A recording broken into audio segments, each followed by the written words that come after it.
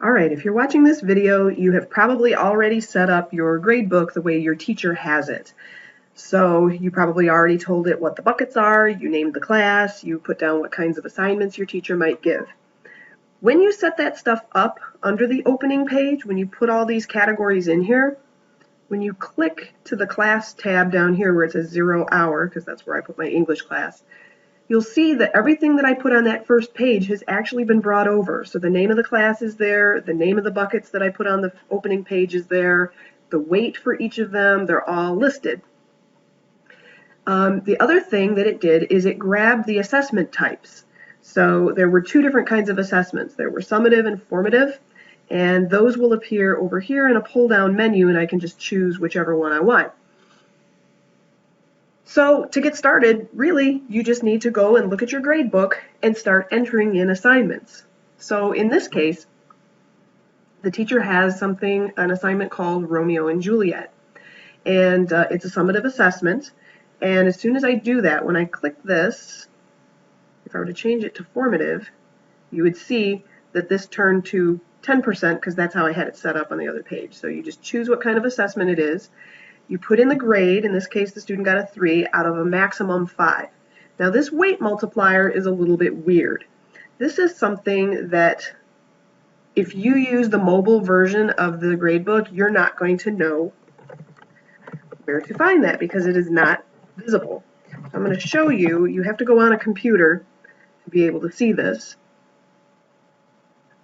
So I'm launching the gradebook.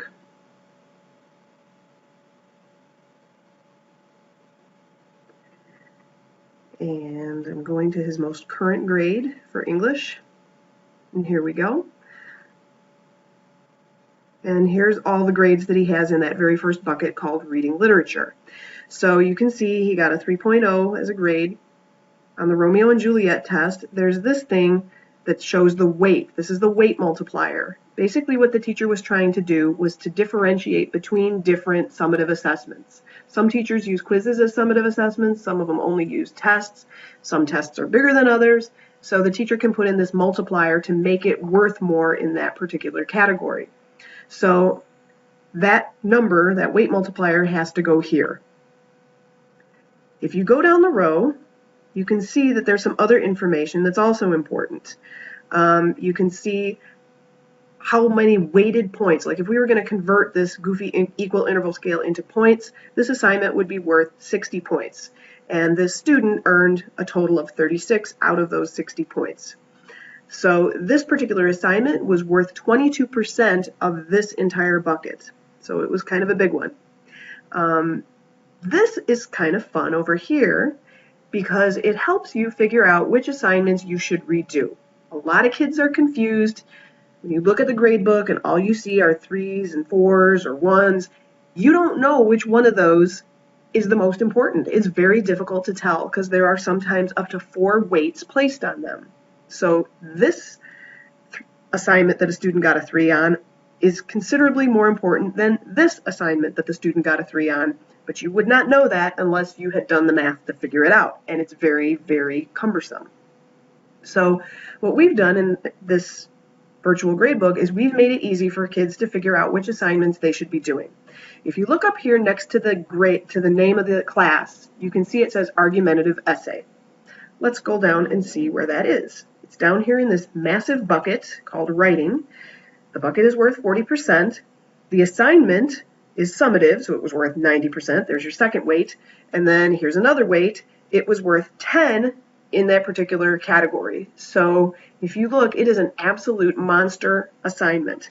And it's worth 42% of the writing grade. It's actually worth more than the final exam, to tell the truth.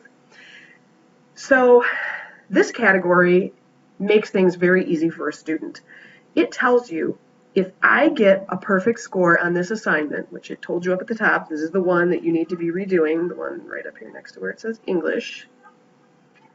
This assignment, if I redo the argumentative essay and get a perfect score, which he did not, he got a 4.1, which is actually a good score. If he gets a 5 on that, his grade will go up to a 3.9, so it's going to be much closer to an A. So watch the magic up here. When I turn that into a 5, you can see that all the grades have recalculated. And you can see that he now has a 3.9 as predicted. Now you might be asking yourself, why in the world would you redo an assignment that you already got an A on? Exactly. Why would you do that? Because the gradebook is set up that way. It doesn't actually make sense to do assignments that you didn't do in a lot of cases because oftentimes they're not worth much. So students will be asking their teachers, hey, I got an A on this assignment, but can I redo it to get a better A because it will deeply impact my grade? The other thing you'll notice is when I put in a 5 for this assignment, now it bumps up here, it's changed the grade, but you'll also see that the assignment that the student should redo has now changed because they went and fixed that argumentative essay and there's really no more points to be had. Now it's saying, okay, well, if you want to improve even more, go and do the vocab acts 1 and 2. That's down here in this bucket called languages, which is only worth 5%. But because he only got a 1.6 on it, and it's the only summative assessment in this category, he has a lot of room for growth. If he gets a perfect score on it, his grade will go up over an A. So this makes it very easy for a student to figure out exactly what they need to do in order to improve their grades. Last thing I want to point out, and this is something that bears mentioning. I deliberately put the percentages for each bucket and for the overall grade. You might be looking at that going, this kid is almost at an A, but yet he has a 78%. That is absolutely right. In the equal interval grading scale, the cutoff for an A is an 80%. The cutoff for a B is a 60, C is a 40, and a D, wait for it, the cutoff for a D is a 20%. Now the administration tells you you can't keep thinking about it that way. Okay, but that's how the gradebook is calculating it. And I want it to be very visible here as you play around with your numbers that you are in fact striving for an 80% in order to get your A. And here, this is a B. The student has a 65% average. It's abominable if you ask me. So anyway, play around with it. Go in and enter your grades. It's a whole lot easier. I apologize that this came so late in the semester. It took a while to develop this. I know it's going to take a little bit of time to go back and type in all your assignments, but if you start using this at the beginning of the year next year, it's not going to be so bad. Teachers generally only put in 1 or 2 assignments at a time, so it's, you can kind of keep up with it. All right, have fun, and when you're ready, come back and watch the next video where I show you some of the crazy implications of the equal interval grading system. It is worth a watch.